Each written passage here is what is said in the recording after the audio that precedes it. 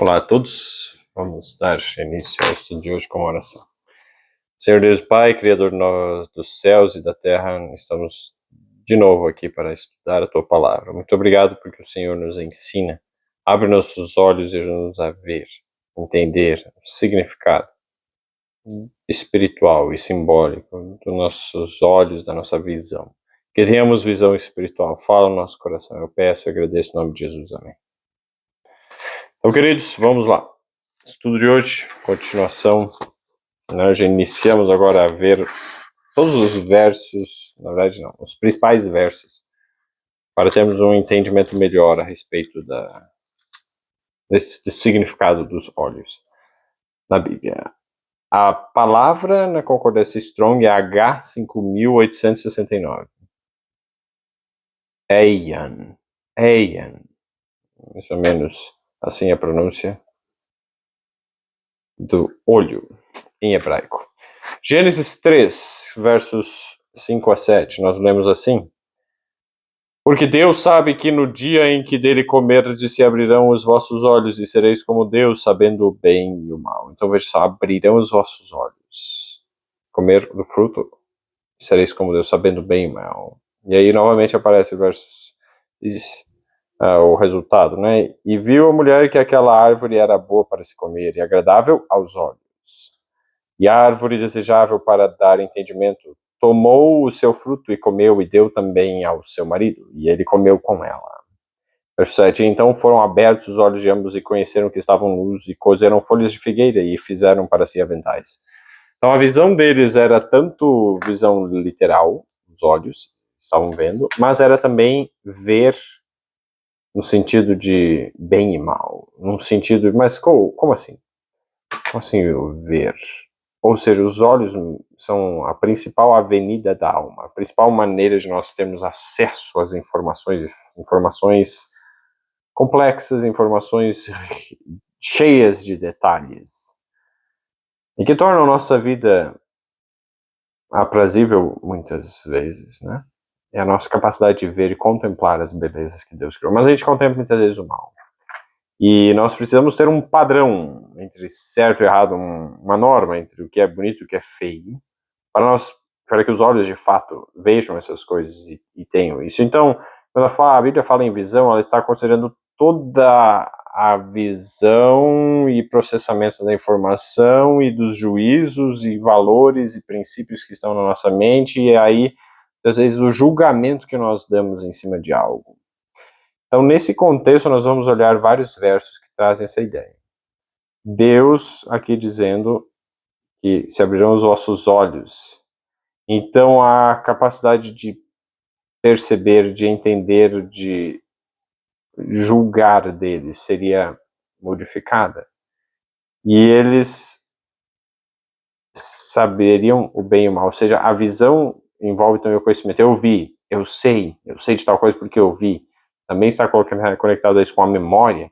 O que nós vemos, nós lembramos muitas vezes, às vezes esquecemos, mas nesse contexto, a visão entra com conhecer a realidade, e eles foram abertos, eles sabiam, passaram a saber o mal. Antes eles só tinham conhecimento do bem, e eles tiveram conhecimento do mal.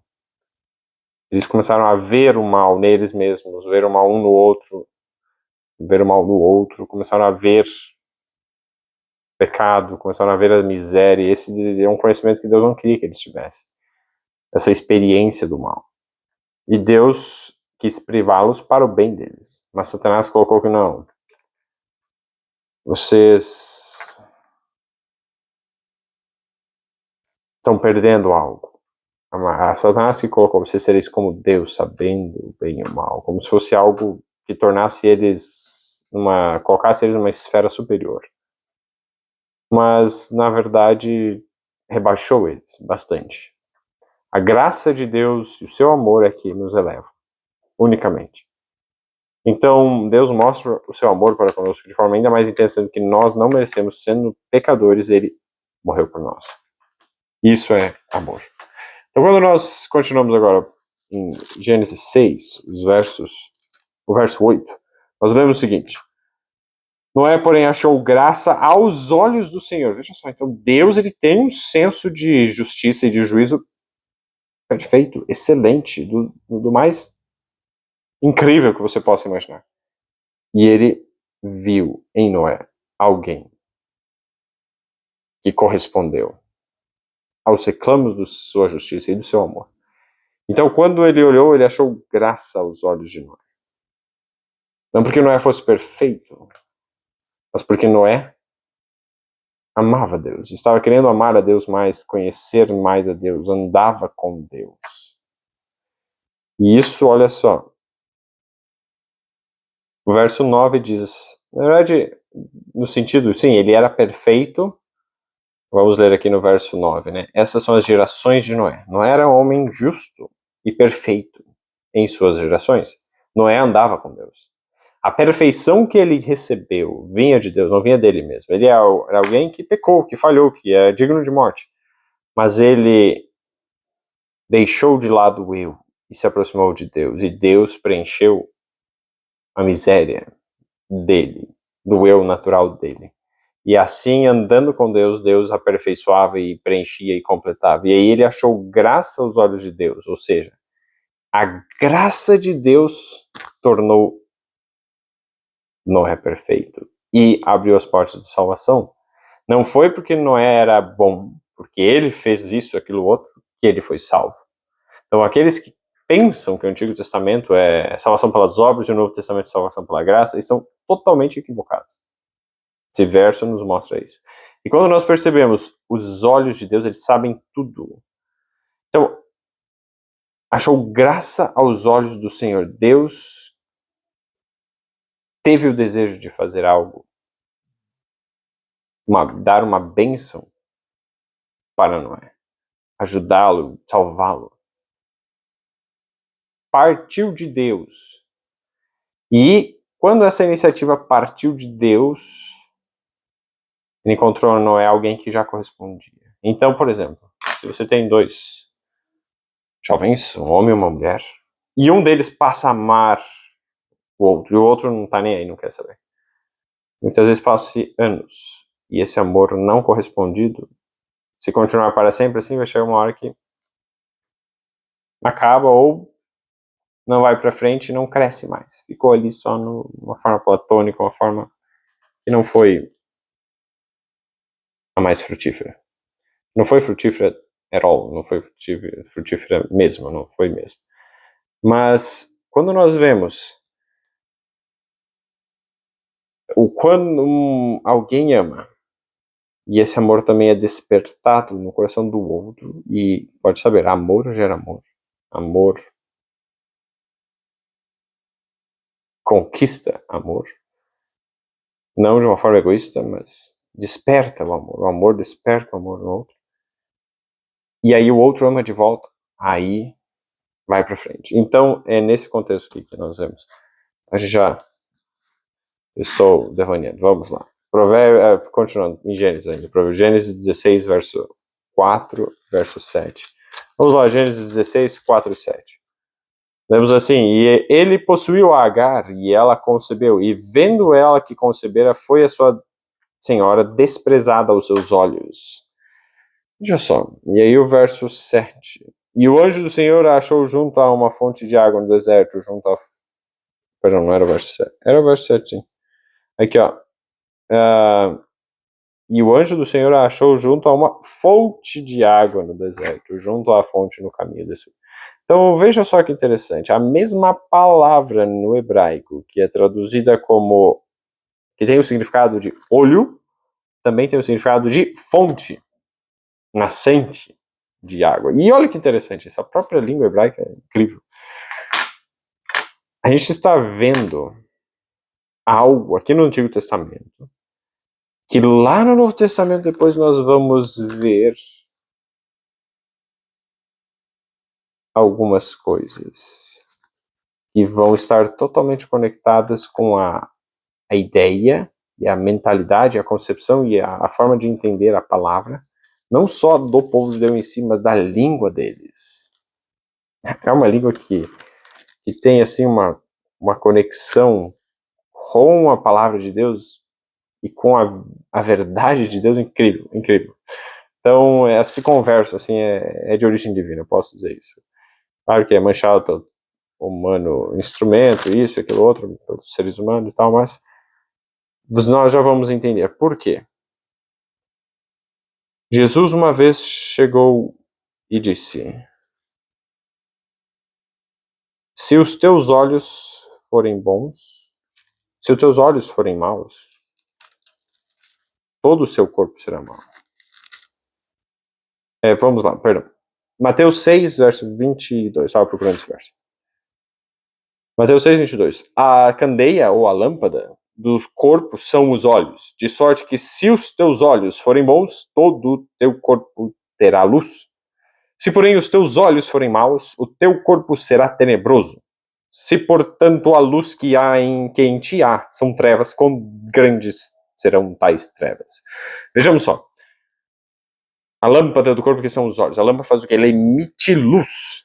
E alguém muito sabiamente, na superfície, obviamente, poderia dizer: mas como que os olhos são uma lâmpada? Eles emitem luz. Se for analisar na lógica e na realidade, na fisiologia do nosso corpo, os olhos, eles recebem a luz. Eles não emitem. Eles recebem luz e eles processam essa luz que foi recebida. Eles analisam, eles interpretam. Então, como assim os olhos são... A candeia do corpo são os olhos, a lâmpada do corpo? Jesus aqui está falando: se os teus olhos forem bons, todo o teu corpo terá luz.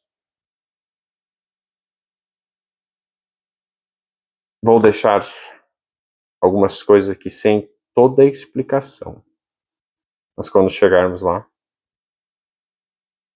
nós vamos entender melhor. Mas eu peço que você que está assistindo esse vídeo, não fique contente só em receber a informação, receber, interessante o vídeo, não. O que é isso? Qual é a resposta dessa pergunta? Qual é a conexão? O que tem a ver uma coisa com a outra? Pegue e estude. Mesmo que seja no aplicativo em português, pesquise a palavra olho. E comece a ir vendo os versos, especialmente ali nos livros de Provérbios, de Salmo, no Novo Testamento. Vai, investiga e compara verso com verso e é como cavar. Porque na superfície tem uma aparência, mas você vai cavando profundamente, vai cavando no mesmo lugar, vai.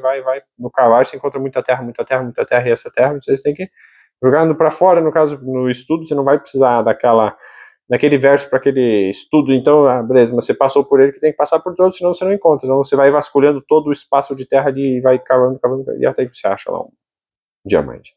Então, quando nós vemos a Bíblia, ela compara lá no Novo Testamento, no grego, os olhos como algo que emite luz, no caso, emite algo. E aqui no Gênesis, no caso no hebraico, né, a palavra olho, ela também é como uma nascente, uma fonte de água.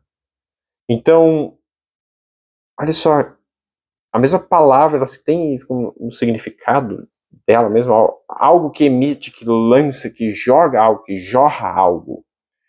Então, quando a gente percebe nossos olhos aqui, especialmente aqui de Gênesis 16, verso 4, ela era desprezada aos seus olhos. Então, a maneira como Agar olhava para Sara, depois que ela teve o filho, foi assim: olhava para Sara, essa é a mulher que não pode ter filho. Então, ela é pior do que eu sou melhor do que ela.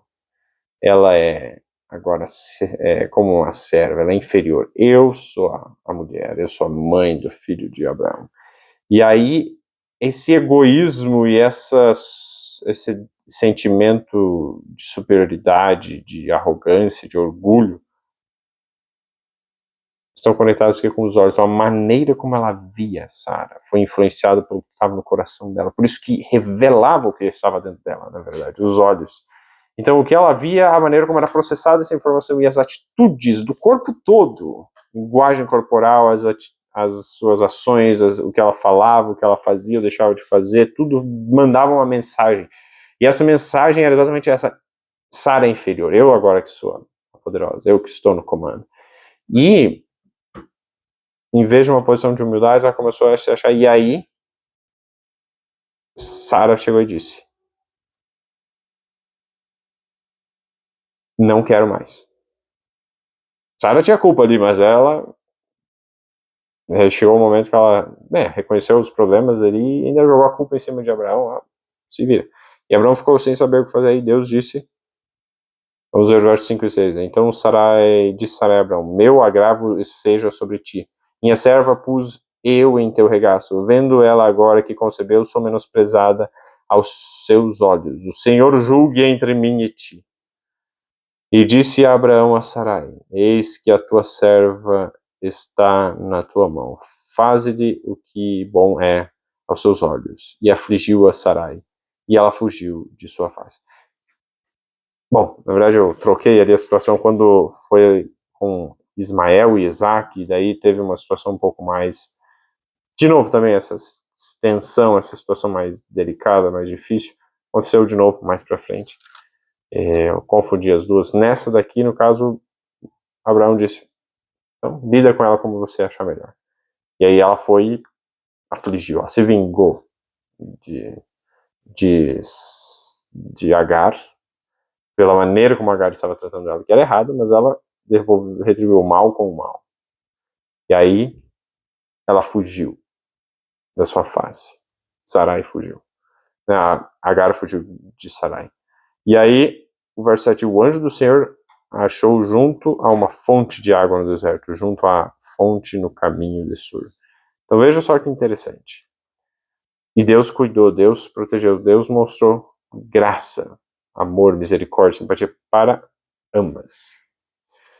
Então, quando nós vemos esses versos aqui, nós conseguimos ter uma ideia um pouco melhor da maneira que Deus ele trata essa palavra. E nós vamos encerrando por hoje. Vamos fechando por aqui hoje. Se Deus permitir, no próximo a gente aborda um pouco mais de versos. Mas eu quero deixar o convite, o desejo e o despertar o interesse de cada um para estudar, buscar, investigar. Peraí, como é que é isso? Não ficar feliz somente, o outro me disse. Não, eu quero ver com os meus próprios olhos. Então, que o Espírito Santo esteja guiando cada um. Vamos fazer uma oração e encerrar por aqui hoje o estudo.